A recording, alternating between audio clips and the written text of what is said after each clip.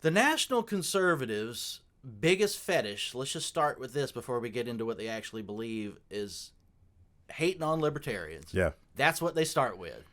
In their mind, Mitt Romney and Bob Dole or whatever iteration of Republican establishment stuff was going on at the time, libertarians were in control, and that's been the problem. Free markets are the problem. Capitalism is the problem. And it's so damn transparent. You watch these people, and you can't take, if they say something serious after that, you almost can't take it seriously because you can tell they just can't wait to say libertarians are bad, we hate them, they suck, they're not serious, whatever. That's what they do. J.D. Vance does this, all these people do this.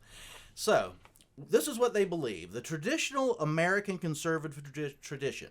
Conservatism means different things in different places. If you were in Russia right now, if you were conservative, you might long for the old Soviet Union. That's what you want to conserve.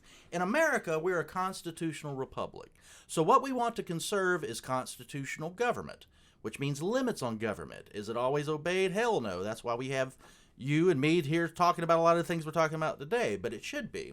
We have a constitution, it limits government, states have powers, federal government has powers, it's all limited, and it's supposed to be kept in its box, right? We as libertarians, traditional American conservatives, that's what we argued since anybody thought the term conservative should mean anything when Russell Kirk wrote a book in the 1950s.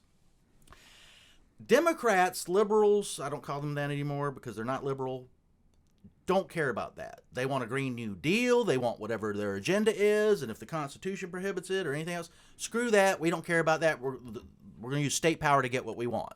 And as conservatives, libertarians, we're like, no, there's limits. The nationalist conservatives, J.D. Vance, agree with the Democrats. They're like, yeah, we're going to use state power towards right-wing ends.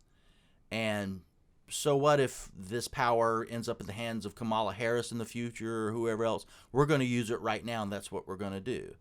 That's European conservatism. That's European right-wingery.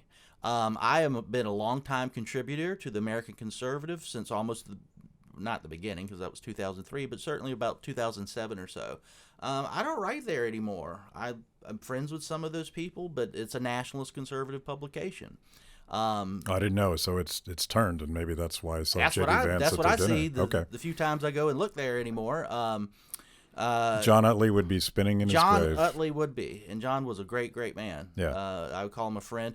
John had this thing, Kelly Vlahos, who's a responsible statecraft, and I always talk about this, when you're in a public setting and John Utley was still with us, he would put his arm on my shoulder and he would talk to whatever person we're talking to, be like, you need to check out Jack Hunter. He's a great writer. And I said that to Kelly. Kelly's like, that's what he always did to me too. Yeah. So he was a great guy. He's a libertarian. That's how I met Kelly, actually. John really introduced me, and we were, and Kelly's been on the show as well, and she's tremendous thinker, writer, advocate for what we believe in. Absolutely. And there's a lot of quality writing and thinking at the American Conservative, but it's certainly gone in a nationalist direction.